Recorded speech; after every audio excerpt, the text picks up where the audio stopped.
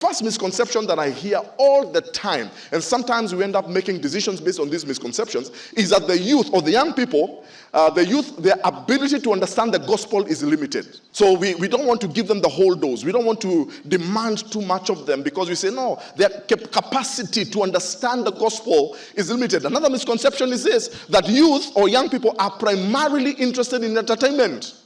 That is not true. So sometimes we have even attempted to make the church a bit more palatable and a bit more entertaining for them so they can come to church. That's not necessarily true. We say that, oh no, they suffer from ADD, attention deficit disorder. So they cannot stand to, and listen to a sermon of 30 minutes. You have to make it short and precise, 10 minutes. That's not true. Because these kids go to university and they sit in a lecture room for 3 hours listening to some old professor who is very boring. Another misconception is that the youth cannot handle too much responsibility. That's not true. In fact, if anything, they crave for responsibility. Another misconception is that the youth can only be discipled by fellow youth.